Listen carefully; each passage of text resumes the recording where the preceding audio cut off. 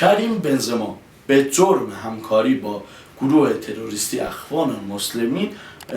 نزدیک توپ طلا و ملیت فرانسوی رو از دست بده. سلام، من امید اسفندزاده هستم. اینجا کانال سلبریتی نیوز. دوستان، کریم بنزما تو اینستاگرام یه استوری گذاشت که از فلسطین حمایت کرد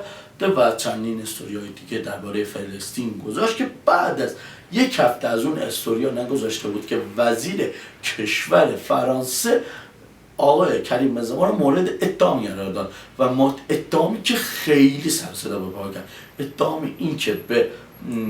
گروه تروریستی اخوان المسلمین کمک میکنه و حمایت میکنه برای اینکه سلاح و تجهیزات خریداری کنه و دیگر کارها که هرچی پول داره با گروه اخوان المسلمین میفرسته. و بعدا وزرای دیگر کشور فرانسه هم اومدن، یکی گفت که توپ طلا رو باید اتحادیه فوتبال ازش بگیرن، یکی گفت که باید ملیت فرانسوی رو از آقای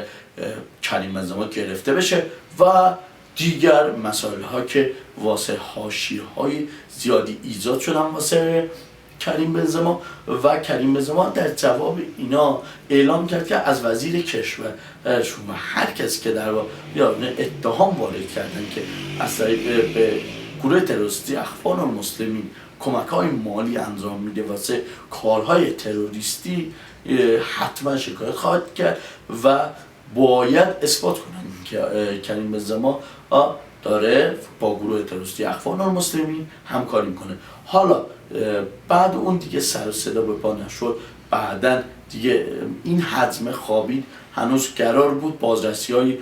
از حساب‌های بانکی آقای کریم بنزما صورت بگیره که ببینیم ما پولی رد و بدل شده نشده، که فکر نکنم یه حجمی بوده که فقط به خاطر حمایت از فلسطین به آقای کریم بنزما وارد شده و کریم بنزما هم سریعا پاسخ داد، سریعا تکذیب کرد، سریعا هم مورد اتهام قرار داد و حتی بیشتر کانال‌ها گذاشت کریم بنزما تهدید کرده که فیلم‌های وزیر رو پخش خواهد. خب بعدا هیچ اتفاقی نیفتاد، هیچ بازرسی صورت نگرفت،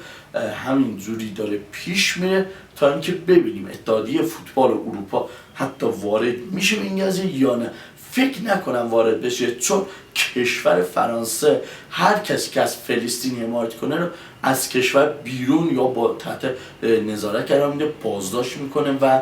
خیلی کارهای دیگه که انجام میده و علنا هم اعلام کرده هر کسی از فلسطین، هر کسی فرانسوی که از فلسطین حمایت کنه نه یا از کشور باید خارج بشه، اگه ملیت فرانسوی نداشته باشه از کشور خارج میکنه، یا هم اگه ملیت فرانسوی داشته باشه بازداشتشون میکنه و جرم‌های سنگینی هم واسه شون اعمال میکنه. حالا شما بگید کریم بنزما آیا با اخوان المسلمین همکاری میکنه یا نه؟ حتما تو کامنت ها واسه ما اعلام